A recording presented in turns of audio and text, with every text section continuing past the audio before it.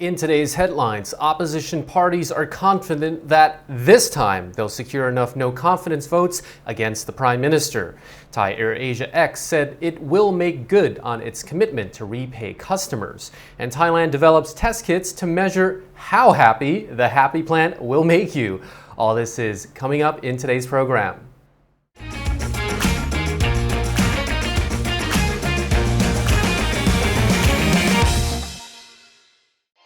Today's show is brought to you by Thaiger Property for all your real estate needs in Thailand. Link in the description below. Hi, you're watching Thailand News Today, bringing you the latest top stories in Thailand and beyond.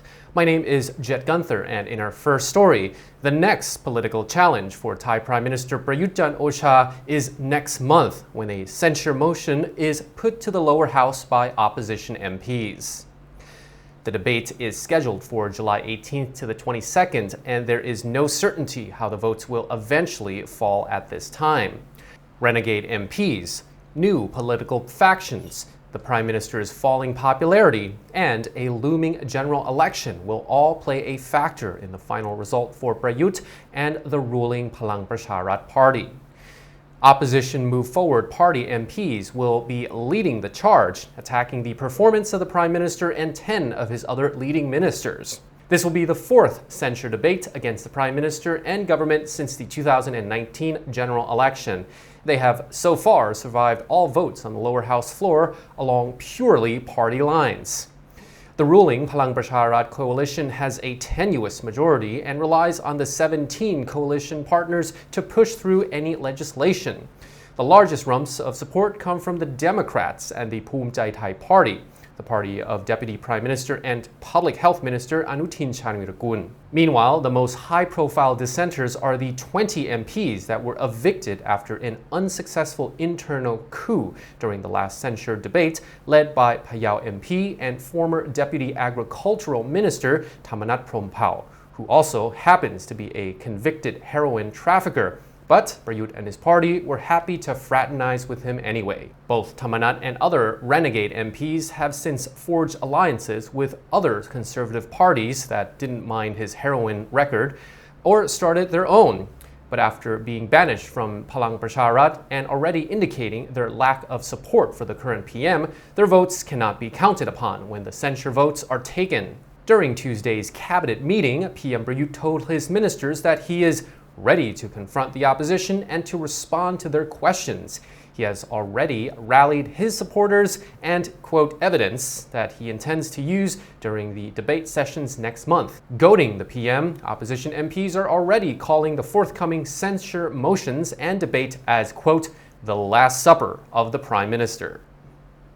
Low-cost airline Thai AirAsia X insists it will recover from its bankruptcy petition and promises to honor its commitment to repaying customers who booked flights with the company during the COVID-19 outbreak. Thai AirAsia X filed for bankruptcy on May the 17th to become the third airline in Thailand to do so following the pandemic in 2020. But company director Thasapon Billaveld believes that if creditors vote in favor of the bankruptcy petition they presented to the court, the airline will recover from the economic setback by the end of 2023. Thasapon also added that the 6,500 bookings made before the company's bankruptcy process and new bookings from May the 17th will not be affected by the court's process. He says these bookings will be entitled to a cash or credit refund. Thasapon revealed the airline can continue to operate overseas flights as usual despite dealing with the bankruptcy process, adding that Thai AirAsia X plans to resume all destinations to South Korea and Japan this year. The Bangkok-based airline has faced a challenging 2 years. Not only has it had to deal with the coronavirus outbreak, but also rising fuel costs have hit the business hard. Fuel now accounts for about 50% of total costs after they had doubled from between 75 to 85 US dollars per barrel last year to $170 per barrel.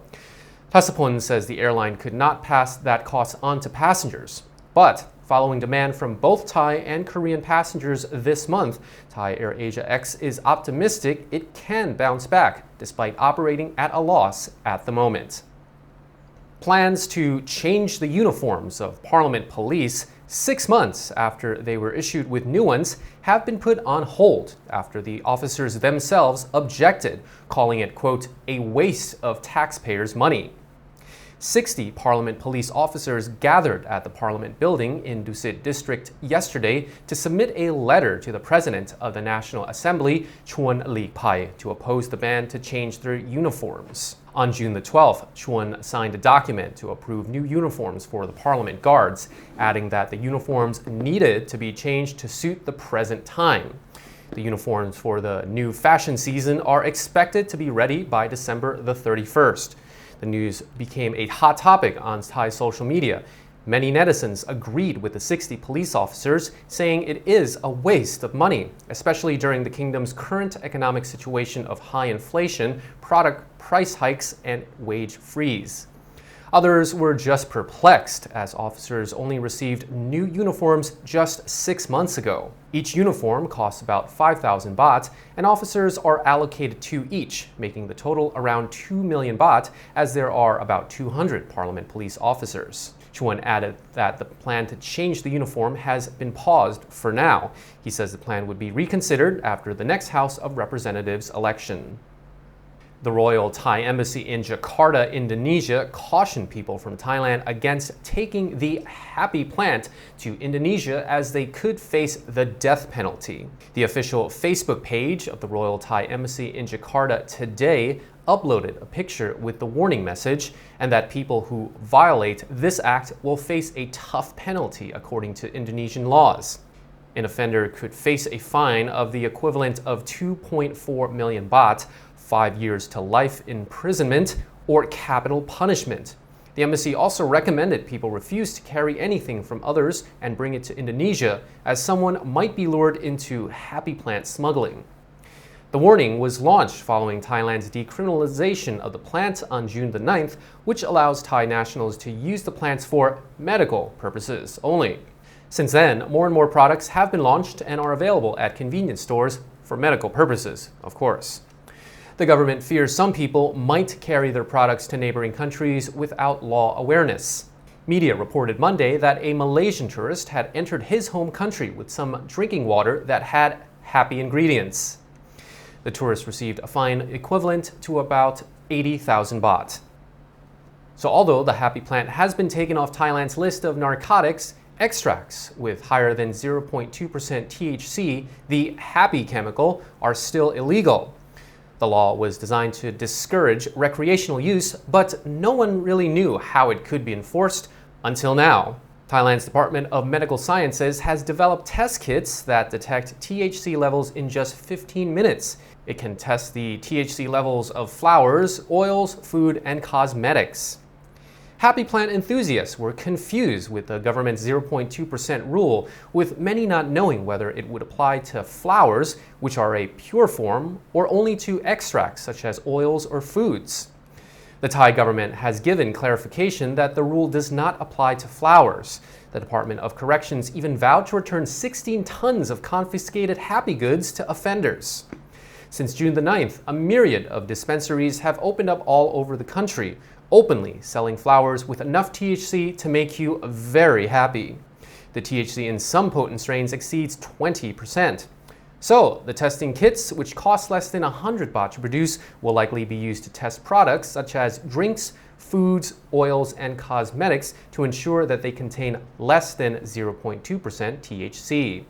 Any product found to have higher levels will be considered an illegal narcotic. The tests are not yet ready for sale, but the first 15,000 test kits produced will be given to organizations who need them for free.